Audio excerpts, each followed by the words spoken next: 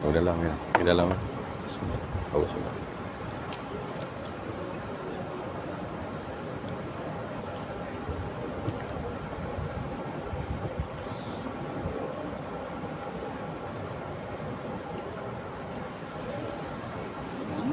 Nampak kita ke? Nanti dulu. Ya, nanti minggu depan. Sampai mana? Sampai mana?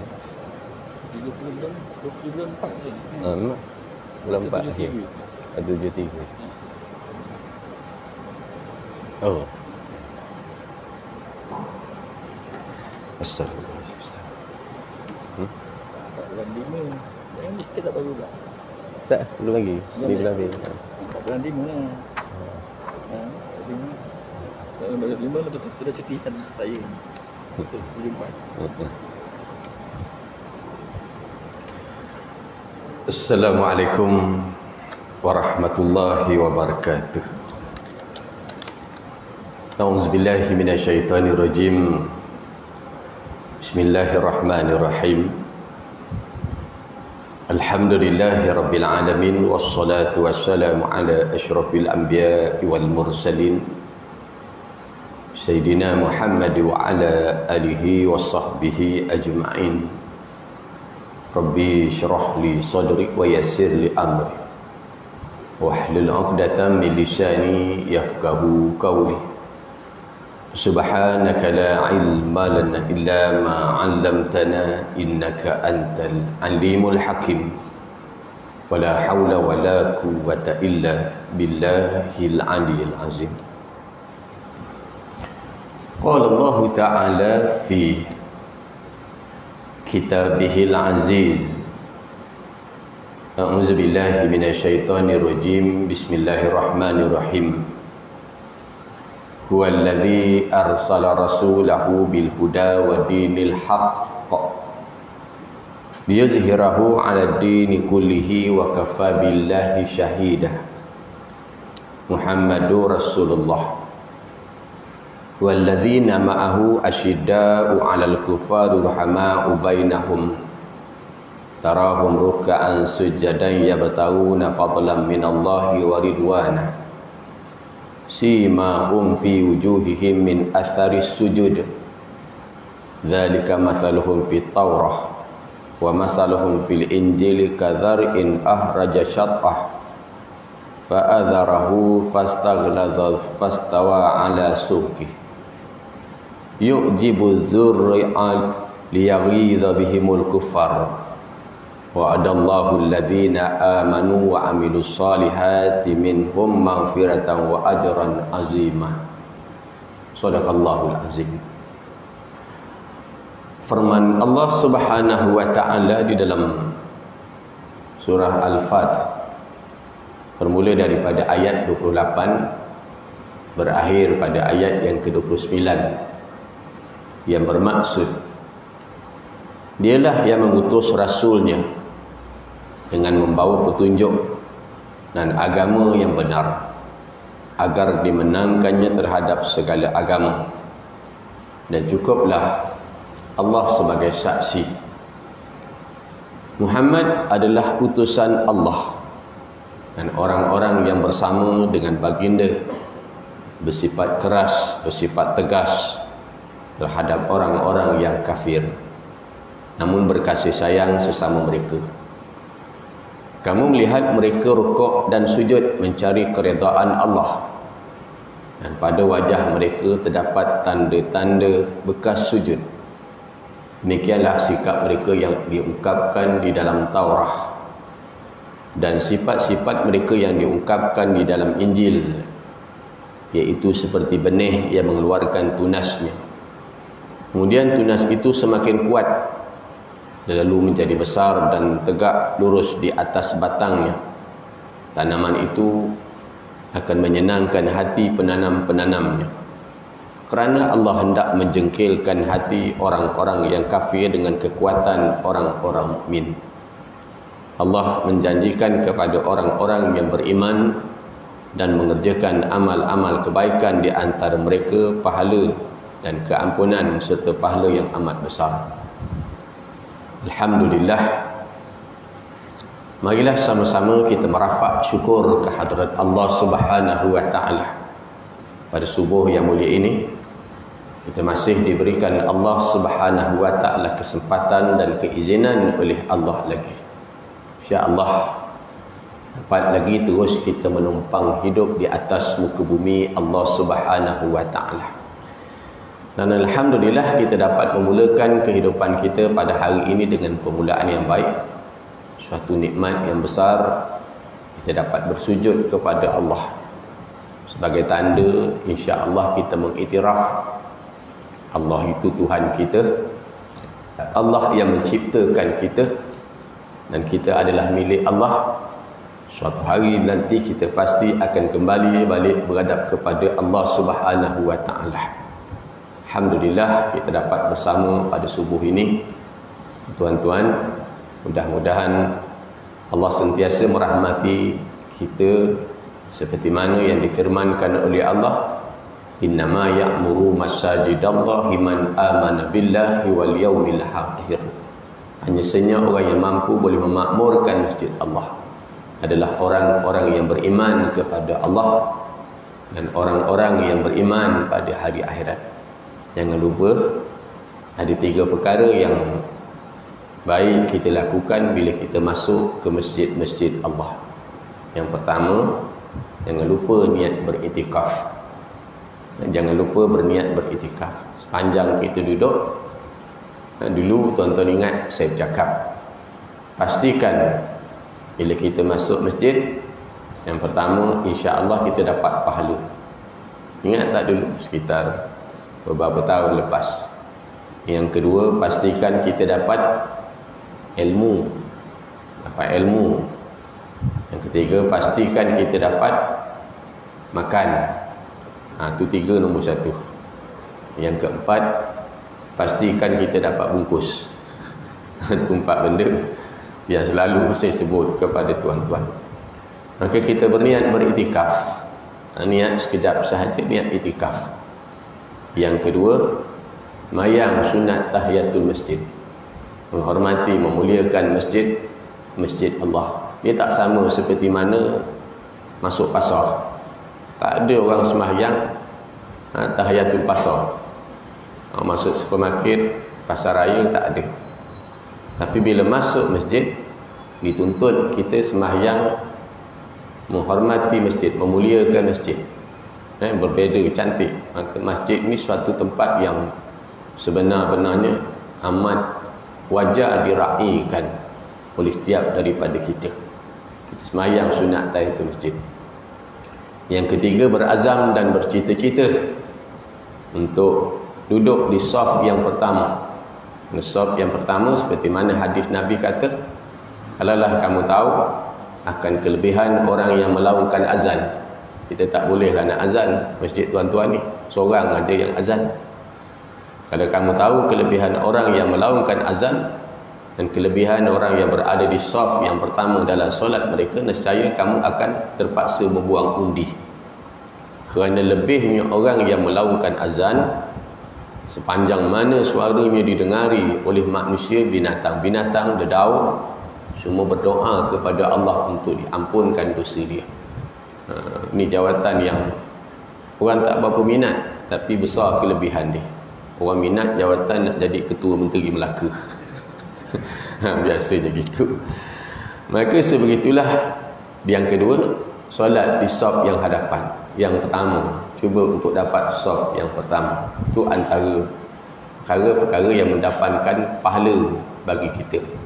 Maka ada pula orang bertanya, kemarin dalam khutbah Jumaat sekitar 2 bulan yang lepas, kita mendengar antara kandungan khutbah Jumaat itu, antara amal-amal yang Allah Ta'ala suka, Allah Ta'ala redha kepada umat manusia ni, ada 3 amalan antara yang Nabi sebut. Yang pertama, solat pada waktunya. Masuk waktu, kita solat secara berjamaah. Yang pertama.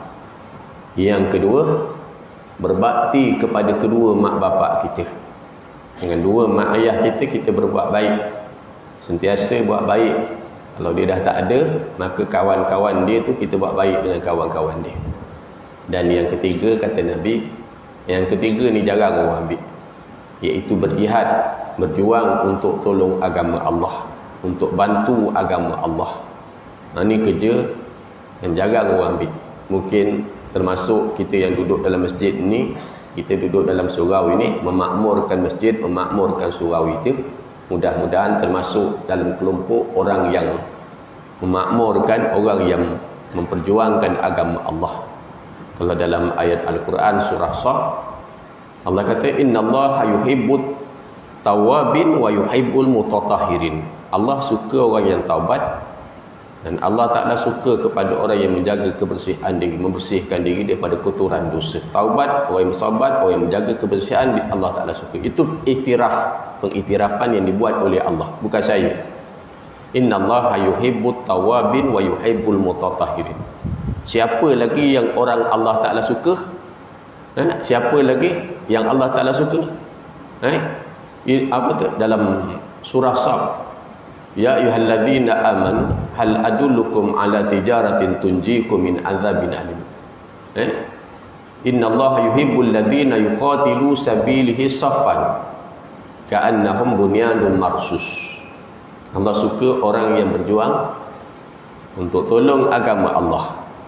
Dalam berjuang ni seperti mana sebuah bangunan yang tersusun, batu yang atas ada dan batu yang bawah ada. Ada batu orang buat tangga, ada batu ni diletakkan dinding, ada batu yang dijadikan di sebagai lantai. Tak kira lah yang mana mulia, hanya Allah Subhanahu wa ta'ala sahaja mengetahui.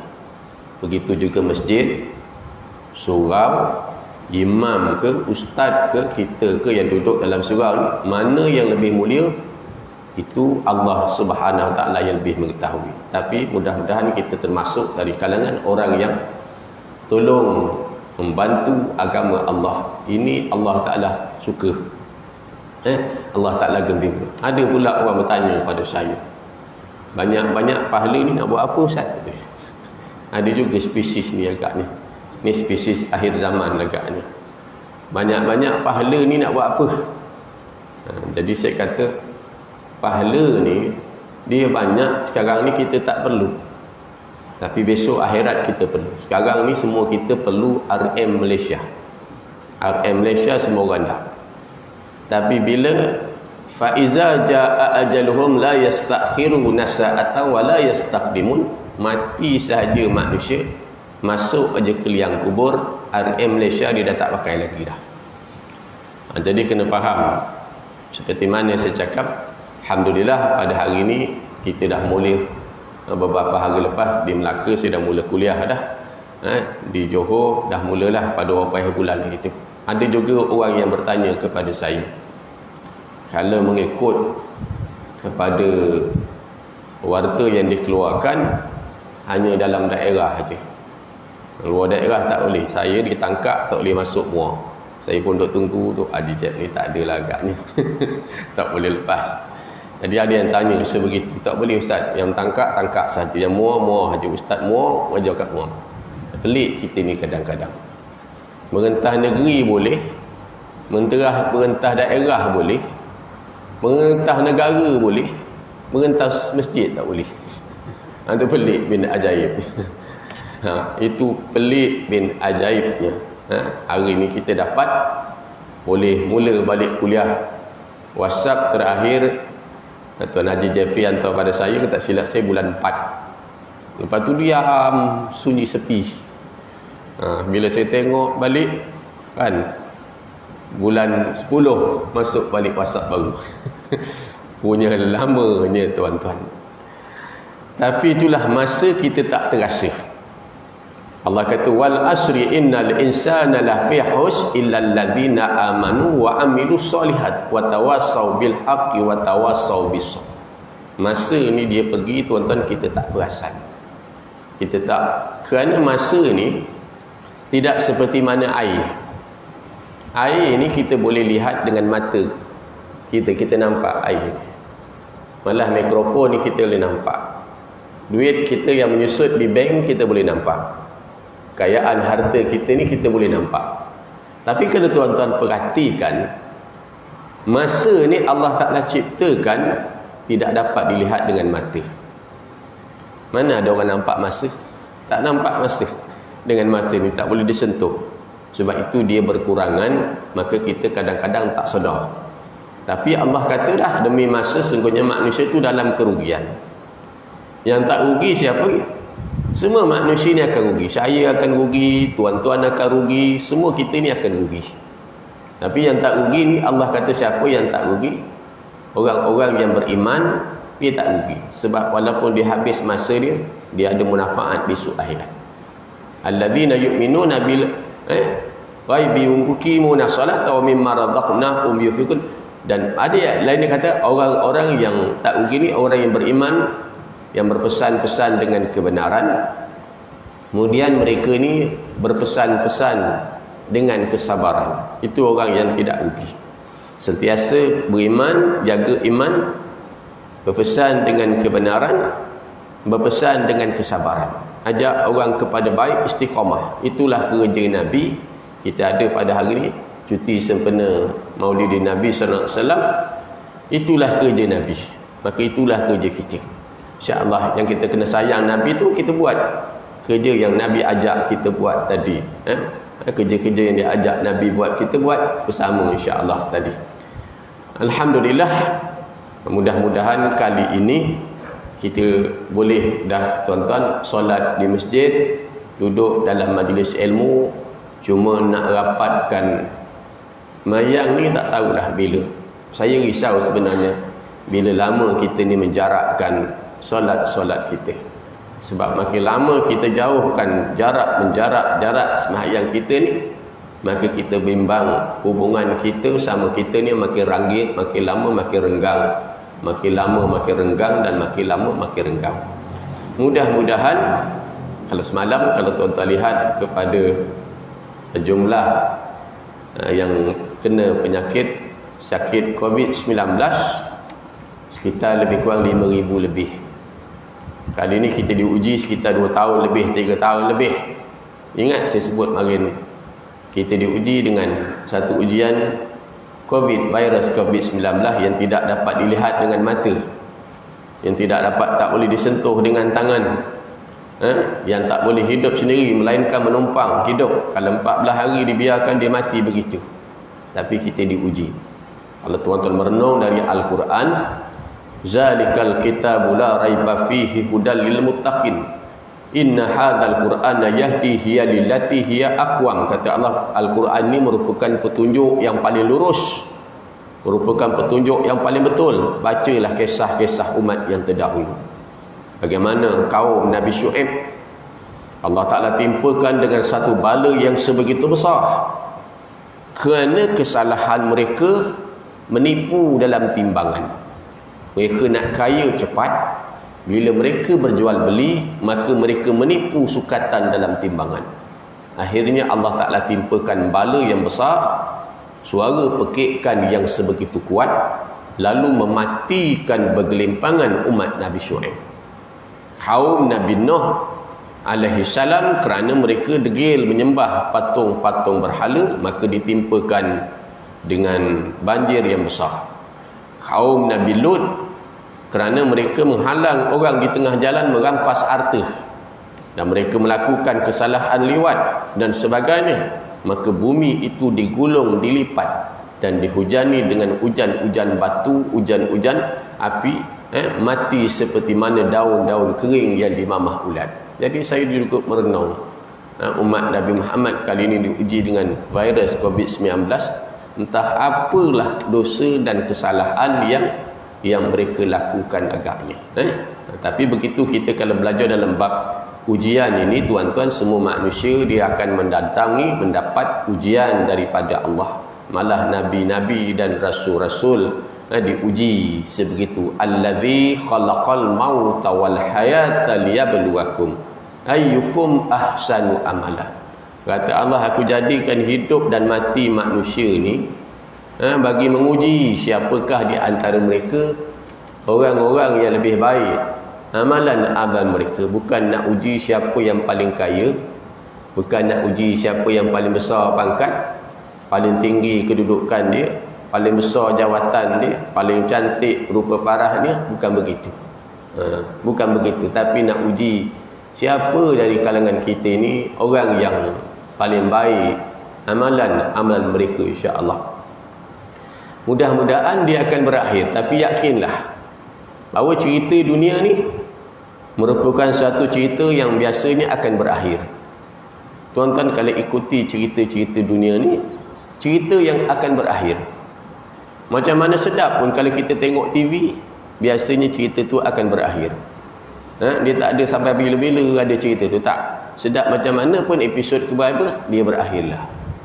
Cerita dunia ni merupakan satu cerita yang akan berkesudahan.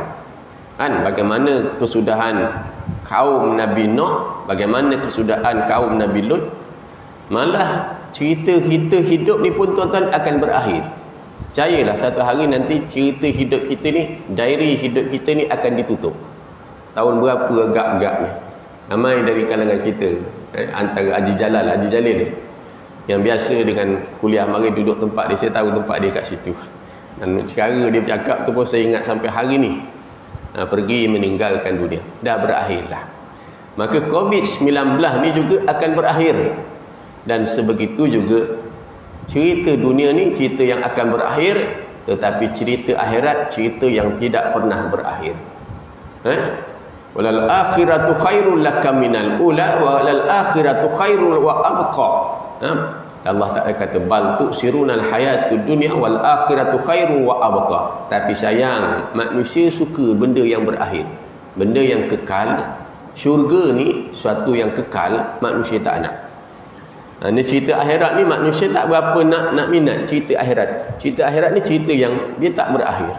Siapa yang masuk syurga, untunglah dia untuk selama-lamanya. Tapi siapa yang masuk neraka Allah Ta'ala, maka azab seksaan yang akan diterima, azab yang tidak berputus-putus, dia menerima azab seksaan daripada Allah Ta'ala. Jadi jangan tersilap, jangan tersalah langkah yang menyebabkan kita terhumban ke dalam neraka Allah Ta'ala.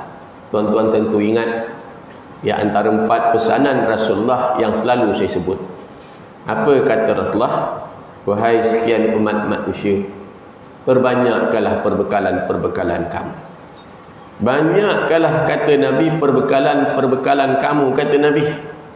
Kerana sesungguhnya, kata Nabi, perjalanan kamu jauh, perjalanan kamu panjang, dan perjalanan kamu ni, kata Nabi, sangat susah. Hari ni orang dapat melentas daerah macam raya haji, macam raya, tuan-tuan. Bila kata dapat lepas, tuan-tuan tengok lebuh raya utara, selatan, timur, barat, jam punya sukanya macam dapat raya dah. Saya sampai jumpa orang terucapkan selamat raya punya sukanya dapatkan tas. Tapi itulah dia, tuan-tuan. Sebelum ni lepas jugalah, dia lepas juga. Bila orang tanya saya, macam mana Ustaz? Saya kata yang susahnya nak melepas titian sirat. Titian hari ni, sekatan hari ni senang lagi boleh lepas. Sekatan akhirat tu susah nak lepas. Agaknya kalau kita dapat melepasi sekatan tu seronok, merentah negeri boleh seronok, bagaimanalah agaknya bagi kita yang dapat melepasi titian sirat nanti.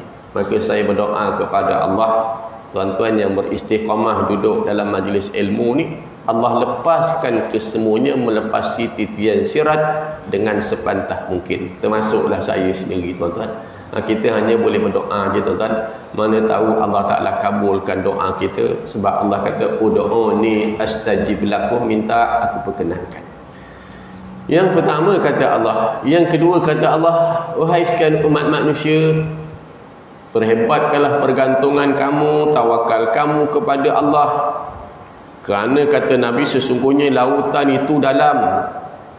Lautan itu sangat dalam. Dengan makna dalam hidup ini kita mesti akan jumpa banyak sangat ujian, banyak sangat kepayahan, banyak sangat kesukaran. Kadang-kadang ujian berupa anak-anak kita. Kadang-kadang ujian berupa jiran tetangga kita. Kadang-kadang ujian berupa suami dan isteri kita. Kadang-kadang ujian berupa kepada harta-harta kekayaan kita dan sebagainya. Itu antara ujian yang akan ditimpa anak penak, saudara mara, adik-beradik, harta kekayaan. Tapi Allah sebut ujian yang besar, antara ujian besar itu ialah harta dan anak-anak. Ya ayyuhalladzina amanu la tulhikum amwalukum wala auladukum an dzikrillah wa may yaf'al dzalika faulaika humul khasirun. Hai orang yang beriman, kata Allah, jangan sekali-kali hartamu dan anak-anakmu melalaikan kamu daripada mengingati Allah Ta'ala. Barang siapa yang berbuat demikian, maka mereka itulah, kata Allah, orang-orang yang rugi. Harta menjadikan dia manusia ni lupa. Anak-anak pun kadang-kadang menjadikan manusia ni leka. Allah sebut dalam Al-Quran. Tu saya bacakan kepada tuan-tuan Al-Quran. Quran ni dia hebat, tuan. Ada orang bertanya kepada saya, Ustaz, dia kata orang dah mati ni mana ada keinginan, Ustaz? Ya ke saya kata? Orang dah mati dia ada mana ada keinginan? Kalau tuan-tuan pandang dalam Al-Quran, orang mati ni ada keinginan. Di antara dua keinginan orang mati berdasarkan kepada ayat Al-Quran daripada surah Al-Munafiqun ayat yang ke-10. Ayat yang ke-10 dari ayat ke-9, ya ayyuhalladzina amanu la tulhikum amwalukum wala auladukum an zikrillah wa may yaf'al dzalika faulaika humul khasirin. Jangan harta engkau, anak engkau melalaikan engkau dari ingat Allah. Maka pada ayat yang ke-10 pula manusia minta kepada Allah nak balik ke dunia ni kerana nak bersedekah. Itu keinginan dia. Pelik. Dia tak minta balik nak semayang. Dia tak minta balik nak berpuasa. Dia tak minta balik nak tunaikan ibadat haji, tapi kerana nak bersedekah. Saya cuba renung kenapa manusia nak minta balik sedekah. Rupanya kalau lihat pada waktulah, pada waktu mayang ni mungkin makan masa 5, 6, 7 minit.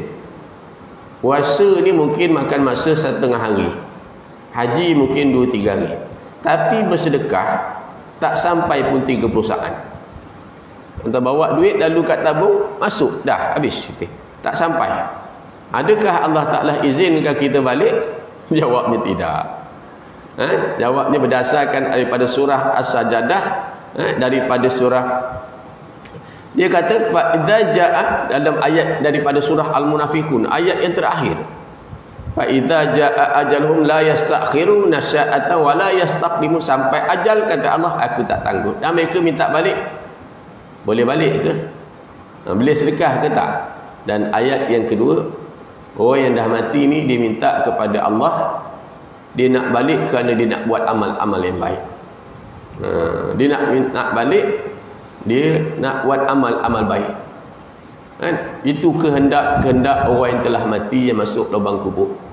Mudah-mudahan tuan-tuan, kita ni adalah merupakan orang yang tidak minta balik lagi setelah mana kita balik kepada Allah. Faham maksud saya? Mudah-mudahan kita ni tidak termasuk dalam kategori orang yang nak minta balik lagi setelah kita mati, balik beradab nak minta balik ke dunia ni. Mudah-mudahan kita tidak jadi golongan itu. Bermakna amal kita insya-Allah cukup, Allah Ta'ala terima amal-amal kita, kan? Mudah-mudahan tuan-tuan pun tak minta balik lagi, saya pun tak minta balik, dah pindah satu alam ni. Ada duduklah seronok alam kubur ni, satu alam yang mungkin pengistirahat, kerana alam dunia ni penat. Alam dunia ni penat, tuan-tuan. Nak makan pun penat. Makan 3 hari penat agak-agak. Jalan 3 hari penat tak? Saya potong sawit musim-musim cuti ni, tuan, menyawit. Saya cakap orang rumah penatnya nyawit ni. Tidur 3 hari penat tak agak-agak? Duduk kuliah macam ni 2 jam, tengok pusing sana, pusing sini. Panjang pula ustaz ni, celaka aku. Duduk penat. Ini tempat dunia, ini memang tempat penat. Akhirat itu tempat istirahat. Sebegitu juga kita masuk ke liang-liang kubur. Mudah-mudahan mak ayah kita, saudara mara kita, sahabat anda kita yang dah pergi, yang masuk ke liang kubur, dia mendapat kerehatan yang sangat-sangat rehat. Tak ada lagi semayang, tak ada lagi nak baca Quran, Tak ada lagi nak duduk dalam majlis kuliah, majlis ilmu ni tak ada lagi dah. Tak ada lagi dah pada ketika itu. Kalau dia duduk juga, orang lari lintang pukang. Itu kena faham suasana begitu, tuan-tuan. Jadi sempena sambutan Maulidin Nabi, tuan-tuan, saya tak tahu surah tuan-tuan tak, masjid ni kabarnya tidak dibenarkan mengadakan majlis sambutan Maulid Nabi. Di Melaka bolehlah, saya dah pergi 2-3 kali di Melaka. Cuma ada tempat buat bentuk-bentuk kuliah sahaja, ustaz, bentuk kuliah sempena hari kelahiran junjungan besar kita Nabi Muhammad sallallahu alaihi wasallam. Semalam saya tanya kepada orang, kenapa kita mengadakan majlis sambutan Maulidin Nabi sallallahu alaihi wasallam? Kerana kita nak mengimbau kembali. Ibarat kalau naik bas, driver tu penting. Driver tu penting. Selain daripada bas itu penting, driver tu penting. Maka driver kita ni, yang bawa kita ni, yang membawa kita ni insya-Allah ke syurga Allah adalah antaranya Nabi kita. Besar peranan Rasulullah ni, tuan-tuan. Kalau tuan-tuan kaji dan selidik, sehingga Allah Ta'ala mengiktiraf Muhammadur Rasulullah. Allah kata Muhammad ini Rasulullah. Allah kata, wa ma arsalnaka illa rahmatan lil alamin, kami tak utuh engkau wahai Muhammad membangkitkan, membawa rahmat kepada sekian alam. Maknanya Allah iktiraf bahawa datangnya Nabi membawa kebaikan. Allah iktiraf. Bukan orang JKK kampung iktiraf. Bukan kita orang kampung iktiraf. Bukan ketua kampung, bukan penghulu, bukan guru besar, bukan guru kecil. Yang iktiraf, wa ma arsalnaka illa rahmatan lil alamin, Allah. Cuma bila khutbah jemaat hari itu sebut ayat itu, saya duduk mendengar khutbah ni, saya terfikir pula, tuan-tuan, kita ni didatangkan kita ni, adakah bawa kebaikan? Kepada sekian alam ni kita datang ni bawa kebaikan ke?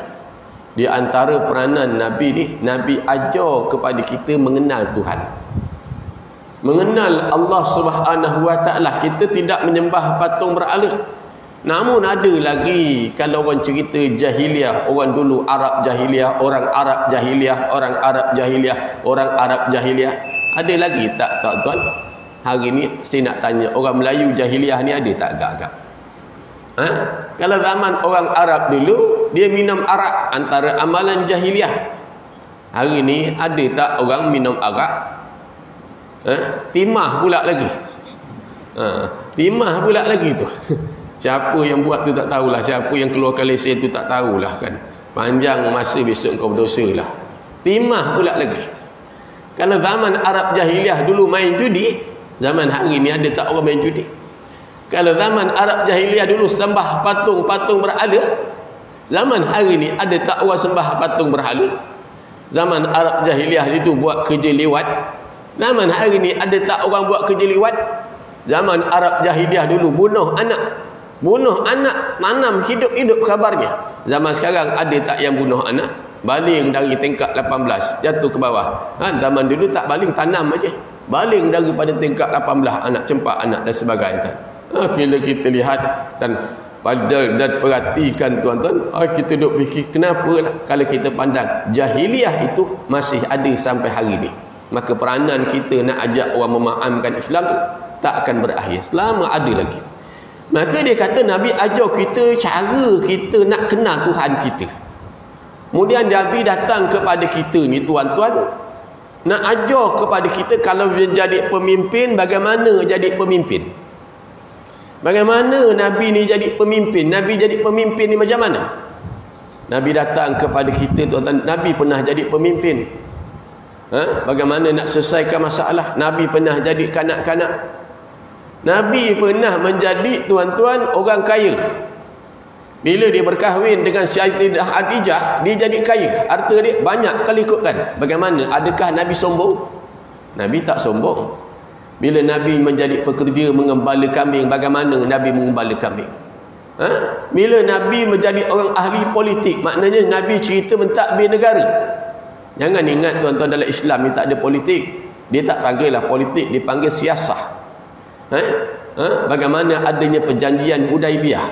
Bagaimana adanya ayat Quran, innallaha ya'murukum an tu'addul amanati ila ahliha wa idza aqamtum bainan nasi an tahkumu bil adl innallaha ni'ma ya'izukum bih innallaha kana sami'an basira. Bagaimana Nabi menjadi seorang bapa, bagaimana Nabi jadi seorang peniaga. Nabi ajar kepada kita ni cara ibadat. Nak sembahyang ni macam mana? Maghrib macam mana boleh jadi 3 rakaat. Kalau tak, kita akan duk fikir buat perkiraan kita sendiri ya. Maghrib ni agaknya masa kita free sikit lah. Kita buat bolehlah 4 rakaat. Isyak ni okey jugalah kata dia. Subuh ni kita bangun pagi 4 lah, banyak sikit. Nabi ajar kita macam mana kita tak buat ibadat sesuka kita. Dan Nabi ajar kita ni akhlak, tuan-tuan. Bagaimana akhlak sebagai seorang suami, bagaimana akhlak sebagai seorang bapa, bagaimana akhlak seorang sahabat.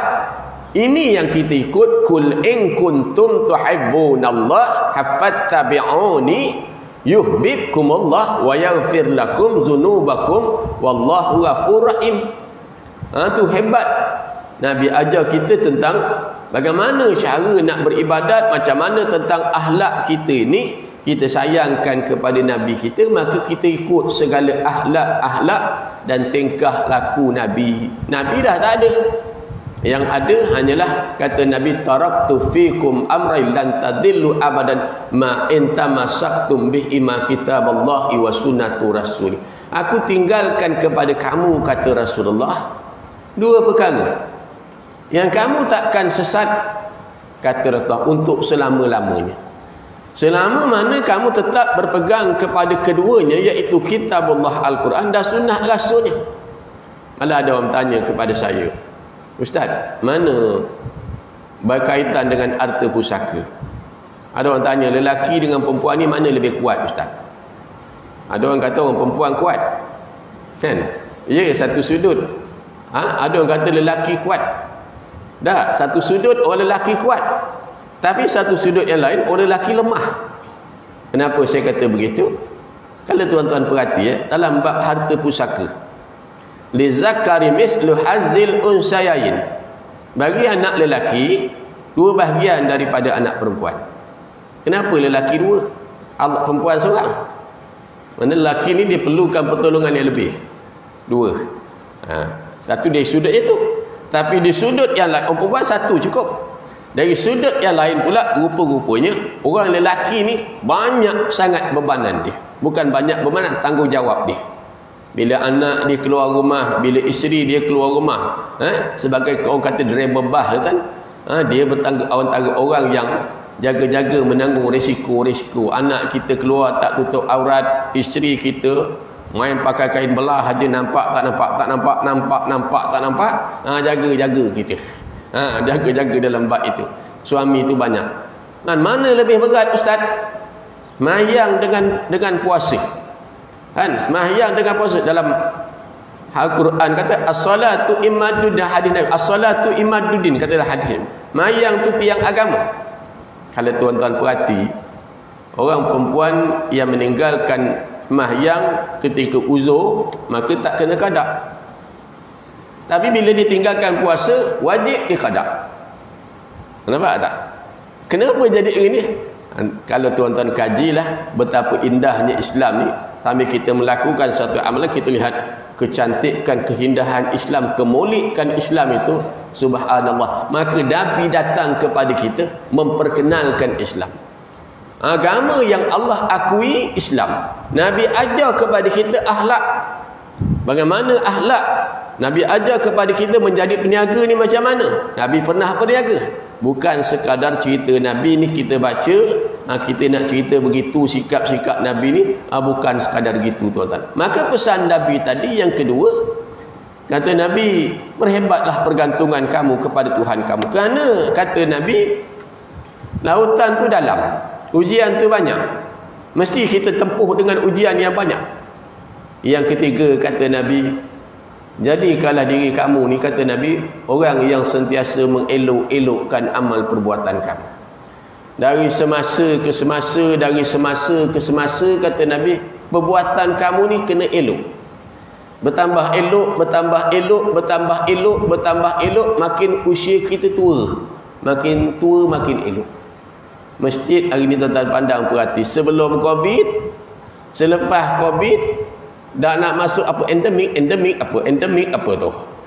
Orang yang pergi masjid ni hampir sama aja. Betul tak betul? Cuba pandang perhati ni, kalau saya tengok pusing, hampir sama aja orang yang sama aja. Kan? Cuma berkurang adalah tuan. Nak nambah satu ni payah ke tak? Yang datang masjid, datang surau. Kan? Patutnya dah diuji begini, orang dah pergi masjid, sibuk. Tak nak pergi juga, tak nak juga. Kan? Warung-warung penuh. Semalam saya balik daripada tangkap. Penuh. Time dia bila? Takkanlah kuliah hanya boleh sampai setengah jam aja kan. Tapi bila duduk dalam balik saya cakap, oh mati awak tengok warung-warung, cuba tengok warung, cuba tengok warung. Nasib baiklah dekat warung ni saya kata tak ada COVID-19, dekat masjid banyak. Wallahualam, tuan bukan menyindir, tapi pandang dan lihat dan fikirkan. Yang ketiga, perelokkan amal kamu. Yang keempat kata Nabi, ikhlas. Bila kamu buat satu amal, kata Nabi, walaupun sikit, kalau boleh banyak, ikhlas. Tak boleh banyak, sikit tapi ikhlas. Kerana sesungguhnya yang ketiga tadi, elokkan amal kerana titian sirat amat halus.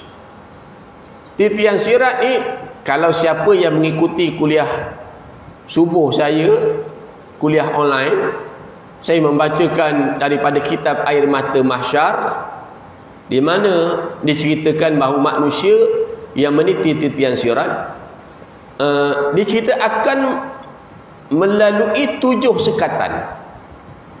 7 sekatan tu dia akan lalu. Saya akan lalu, tuan-tuan semua akan lalu, semua kita akan lalu. Dan akan ditanya dengan 7 sekatan. Hari ni kita letak sekatan, dia tanya kita, kad vaksin mana? Kita pun tunjuk, jalan. Jalan. Paling-paling dia tunjuk. Dia tanya kita sekatan, nak pergi mana? Kita pun tunjuk, ni encik kebenaran dari polis. Lepas. Sana, no way, I tell you. Tak ada. Dia tak tanya kad vaksin mana. Dia tanya sekatan tu, syahadah kita tu betul tak? Ucapan yang kita ucap. Sebab tu bila orang kena vaksin, kadang-kadang rosak, ada yang jenis rosak akidah. Dia bercakap, saya telah dilindungi sepenuhnya dengan habis. Tak boleh cakap gitu. InsyaAllah setelah saya divaksin, insyaAllah Allah melindungi saya. Jangan kita bercakap benda itu beri kesan. Sebab tu kalau tuan-tuan buka dalam surah Ghafir, dia kata, demi sesungguhnya wahai Muhammad, kalau engkau dan pengikut-pengikutmu mempersekutukan Allah dengan sesuatu, akan gugur segala amal baik kamu. Tuan-tuan cari dalam surah Ghafir. Kalau engkau wahai Muhammad dan pengikut-pengikut, tak kira walaupun Nabi, kalau dia mempersekutukan Allah dengan sesuatu, habis segala amal baik dia. Habis kalau kita, macam mana pula? Sekatan nombor 1, dia akan tanya berkaitan dengan syahadah. Pada sekatan yang kedua, dia akan tanya perkara berkaitan dengan solat kita, mahyang kita ni okey tak, selesai tak masalah dia, mahyang. Pada sekatan yang ketiga ditanya tentang puasa kita. Pada sekatan yang keempat ditanya tentang haji kita, zakat kita. Pada sekatan yang kelima ditanya tentang haji kita. Pada sekatan yang keenam, kata dia, akan ditanya perkara berkaitan tentang solat, tentang wuduk dan mandi wajib kita. Wuduk ni selesai tak? Mandi wajib ni selesai tak? Kalau wuduk tak selesai, mahyang sampai hijau kepala otak pun tak diterima. Wuduk tu kena betul, basuh. Bila ambil semayang ni, basuh betul-betul. Sapu, kalau sapu, sapulah betul-betul. Kita sapu muka, ya Allah, hiasilah muka aku ni dengan cahayamu, kan, supaya akhirat esok menjadi tanda dapat dikenali wajah yang orang yang berwuduk ni di dunia bercahaya besok di akhirat. Sapu muka, ya Allah, gugurkanlah dosa-dosa muka aku ni seperti mana kau gugurkan titisan air. Sapu tangan kita, basuh tangan, ya Allah, gugurkanlah dosa tangan aku ni seperti mana gugurnya titisan air. Kan Allah suka orang taubat itu kan. Allah kata innallah yuhibbut tawabin wa yuhibbul mutatahhirin. Allah suka orang taubat, maka bertaubat, beristighfar. Pada sekatan yang akhir sekali, maka akan ditanya perkara berkaitan dengan ada tak kita ni buat zalim kepada sesama manusia, buat fitnah kepada manusia, merompat, mencaci, maki, ambil harta manusia, ada lagi tak? Ada lagi tak? 7 sekatan tu lepas, baru dia boleh lepas. Yang dikhabarkan halusnya titian syurat itu, dia kata seibarat sehelai rambut yang dibelah 7. Ada orang cakap, biarlah logik lah ustaz, rambut ni nak belah 7 macam mana? Wallahu a'lam. Rambut ni seibarat sebilah, nak belah 2 pun payah, macam mana nak belah 7? Ibarat sebilah mata pedang. Tuan-tuan, macam mana tu tak pesan? Tuan-tuan, bagi saya, yang pertama kita serah kepada Allah. Yang kedua, nak menceritakan bila dikatakan meliti selai rambut yang dibelah 7, bagaimana susahnya nak melepas titian sirat. Yang titi besar tu pun kadang-kadang kita nak lentah tak lepas, kan? Apatah lagi titi halus ni yang kita nak bawa dengan bebanan dosa, lagi payah nak lepas, tuan-tuan. Lagi payah nak lepas. Akhir sekali kata Nabi, ikhlaslah dalam kamu melakukan amal. Kalau 4 benda kamu buat ni, kata Nabi, maka pengistirahatan kamu di akhirat, tempat rehat kamu di syurga Allah Subhanahu wa taala. Pada subuh ni tuan-tuan, saya nak bawa kepada tuan-tuan merenung pada ayat yang kita kata kita sayang Nabi, cinta Nabi, kasih Nabi, yang kita mengadakan majlis sambutan Maulid Nabi ni berdasarkan kepada ayat Al-Quran, surah Al-Fat. Pada ayat yang ke-28 dan 29, Allah kata, huwallazi arsala rasulahu bil huda wa dinil haqq yuzhirahu 'ala dini kullih wa kafa billahi syahida. Allah kata dialah yang mengutus rasulnya dengan membawa petunjuk dan agama yang benar. Datangnya Nabi nak bawa petunjuk. Satu, macam mana nak hidup, dan membawa agama yang benar, bawa agama yang betul, sehingga Allah memberi pengiktirafan inna dina indallahil Islam. Kita dapat agama Islam ni. Kalau tidak, tak tahulah tuan-tuan, kita ni agaknya sembah apa agaknya. Ialah kita dibawa oleh Nabi bawa sampai kepada para alim ulama, satu demi satu, akhirnya sampai kepada kita. Musim Covid ni tuan-tuan, berapa ramai orang-orang alim Malaysia pergi meninggalkan dunia. Mufti Perak, Ustaz apa tadi, Ismail Kamus, dan banyak lagi yang pergi meninggalkan. Dia bawa dengan ilmu dia sekali. Itu dia. Zaman tu dia tadi. Yang benar agar dimenangkan terhadap agama yang lain. Dan cukuplah Allah sebagai saksi. Apa yang kita buat, Allah ni saksi kita. Yang ni saya nak sebut tuan-tuan, bagaimana orang yang bersama dengan Nabi. Muhammadur Rasulullah alladzina ma'ahu asyidda'u 'alal kuffari ruhama'u bainahum tarahum ruk'an sujadan yabtaguna fadlan min Allah wa ridwana simahum fi wujuhihim min athari sujud. Allah kata dalam surah Al-Fat, Muhammad itu adalah utusan Allah. Allah pilih Nabi, bukan buat surat permohonan. Gini orang buat surat permohonan, mohon. Tak, Nabi ni dipilih. Bila Nabi dipilih tuan-tuan, mestilah yang terbaik seboleh-bolehnya. Macam tuan-tuan pilih bini lah tuan-tuan, kan? Ada ke tuan-tuan nak pilih bini yang gigi 2 batang ke tidak? Di Mekah ada ke?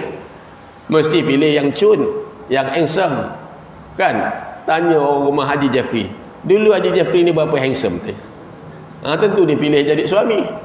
Saya pun dulu nak pilih isteri tuan-tuan, pilih juga tengok muka dia. Kalau kereta, kan orang tengok dia punya luar cantiknya, berkilat. Kalau kereta tu kereta Mercedes, tapi dah karat habis semua sekali, harga murah pun orang tak nak. Kan dipilih tengok luar, dulu kan tengok lawahnya. Tapi kadang-kadang kita terpedaya. Saya ada beli satu kebun tuan-tuan, tengok depan je. Tengok depan kita kata jadilah. Rupanya bila masuk dalam, la ilaha illallah. Ada juga jenis orang perempuan macam tu. Luar je kau main lawa. Bila jalan berentak kaki, kita pun tengok terkeluar biji mata.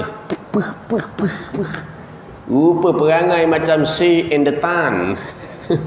Ada juga jenis macam tu. Ada juga orang lelaki yang jalan orang kata pijak semut pun tak mati. Tapi Allah taklah pilih Nabi ni. Bila Allah pilih, sudah tentulah orang yang terbaik. Jadi muka kita ni, macam kita ni jangan berangan lah, harap-harap tahun depan aku jadi rasul lah. Kau buang terbiat apa? Kita ni tak dipilih, minta maaf cakap kan. Nak pilih suami, mestilah orang yang baik, yang elok, pantik, rupa paras. Maka apatah lagi Allah memilih Nabi Muhammad sallallahu alaihi wasallam sebagai Nabi dan Rasul. Dia kata Muhammad adalah utusan Allah dan orang yang bersama dengan dia. Yang saya nak cerita ialah orang yang bersama dengan Nabi, berdasarkan ayat Quran, iaitu kata Allah, baginda bersifat keras, bersifat tegas kepada orang kafir. Dengan orang kafir dia tegas, ini haram, ini haram, ini halal, tegas. Kan? Itu diajarkan bersifat tegas kepada orang kafir. Namun berkasih sayang dengan orang Islam. Dengan Islam dia kena kasih sayang. Ini saudara aku ni, satu agama ni, kan, Islam ni saudara aku ni, dia sayang, sehingga Nabi kata macam satu jasad.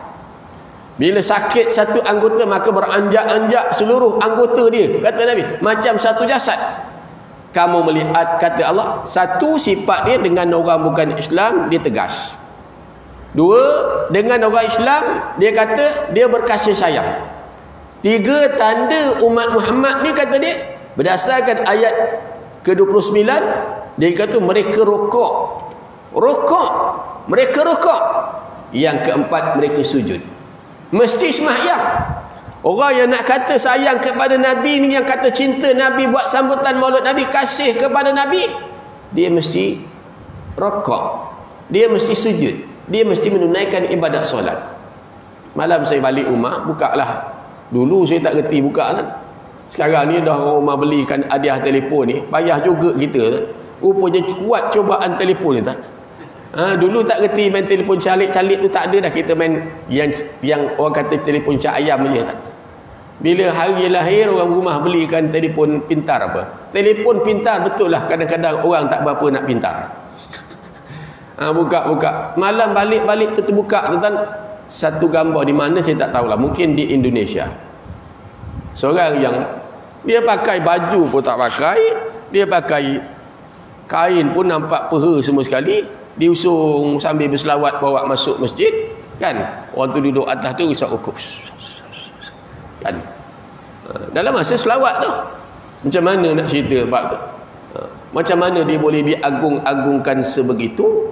Orang yang sebegitu, kita tengok zahir dia pun dengan aurat dia terbuka dan sebagainya, kan. Wallahualam lah, kadang-kadang kepahaman orang ni, kita nak faham orang ni susah kan. Dia dalam bab agama ni tuan-tuan, dalam bab belajar agama ni, saya bercakap dengan satu imam dekat satu masjid kat Batu Pahat. Saya kata apa? Dalam bab belajar agama ni, faham yang penting. Antaranya ilmu, antaranya faham. Bukan semestinya kita datang dalam masjid ilmu ni kita nak dapat 4 buku sekali. Banyak dapat. Hari ni saya kuliah dengan Ustaz Ishak, 4 buku saya dapat. Punya banyaknya. Dah. 1, 2 jadilah. 1, 2 ni jadilah. Yang penting kita beramal dengannya tadi, kan. Maka kamu melihat mereka rokok dan sujud mencari keredaan Allah. Kemudian kata Allah, pada wajah mereka itu terdapat tanda-tanda bekas sujud. Tengok muka dia ada tanda. Kalau tanda sujud ni biasanya di dahi lah kan. Di dahi ni. Sepanjang saya duduk kuliah kan, saya hanya jumpa orang perempuan ni yang ada tanda di dahi dia, ada sekitar 3-4 orang saja kan. Ada 2 masih hidup lagi. Ada 2 tu masih hidup lagi. 1 dah tak ada. Masa saya kuliah dekat Surau Sa'diah makin ada. Dia kita. Ada begitu juga. Orang yang sembahyang sunat tasbih, satu hari 2 kali sembahyang sunat tasbih. Subhanallah. Subhanallah. Tu orang perempuan. Kita setahun sekali pun payah. Wallahualam tuan. Tapi kita buatlah yang ringan-ringan tuan. Yang kita mampu buat tadi kan buat. Mereka rokok dan sujud. Biasanya ada tanda-tanda pada wajah dia. Kita nampak ada orang begitu, kita bersangka baiklah. Yang kita kata ini dia gesel kat kepala dekat tembok ni, baru dia hitam. Ini perangai orang kita kan. Ada orang begitu, kita bersangka baik, apa salah? Mungkin orang ni memang jenis kuat sujud lah katnya. Itu dalam TV kita tak tahu lagi tuan, yang berlaku tu dalam TV lain cerita tuan. Kadang-kadang hitam sehitam-hitam. Demikianlah sifat mereka itu dikata Allah diungkapkan dalam Taurat. Dan sikap mereka kata Allah yang diungkapkan dalam Injil, kata Allah orang yang beriman ni kata Allah, yang bersama dengan Nabi seibarat benih. Bila tuan-tuan tanam biji benih tuan-tuan, yang senangnya kalau tuan-tuan tanam pokok pisang. Bila tuan-tuan tanam pokok pisang, sebatang pokok pisang nanti, saat pisang ini mula nak berbunga, tuan-tuan tengok akan keluar anak pisang di sekeliling pisang induk tadi. Dia akan keluar anak pisang di sekeliling pisang induk ni tadi. Ini sifat umat Nabi Muhammad sepatutnya yang ada. Ni pisang induk naik, dia akan tumbuh anak di sekeliling pisang. Saya bersembang dengan kawan saya yang biasa tanam pisang daripada Pahit jauh. Tanya dia bagaimana? Boleh tak minta sedikit anak pisang? Tak boleh Ustaz, kata dia. Tak boleh. Saya kata kenapa? Kerana pisang ini sedang berbuah, sedang berbunga, berbuah, kata dia. Nak tebang, tunggu pisang induk ni matang, baru kita boleh tebang, baru kita boleh ambil anak dia. Saya kata kenapa? Kalau Ustaz cabut anak pisang nanti, maka pisang ni akan tombang. Kalau Tuhan cabut anak pisang, nanti pisang ni akan tombang. Maka sebegitulah Islam ni rupanya datangnya anak pisang ini tuan-tuan, yang duduk di sekeliling pisang induk tadi ialah untuk menguatkan pisang induk tadi. Maka sebegitulah orang Islam sepatutnya, wa ta'awanu 'alal birri wat taqwa wa la ta'awanu 'alal itsmi wal udwan. Dia saling sokong menyokong dalam benda buat nak baik. Dia sepatutnya gitu. Innamal mu'minuna ikhwah fa aslihu baina akhawaykum. Ini ada segolongan yang nak menyatukan, yang satu lagi nak meruntuhkan. Bukan senang nak menyatukan hati manusia ni, tak buka dalam Quran. Kamu belanja bergunung-gunung emas pun nak satukan hati orang ni bukan senang. Melainkan dengan agama. Dengan agama kita, tuan-tuan bayangkan bagaimana Nabi dapat menyatukan hati orang Arab dulu, Muhajirin dengan Ansar, Aus dan Hazrat. Bukan senang.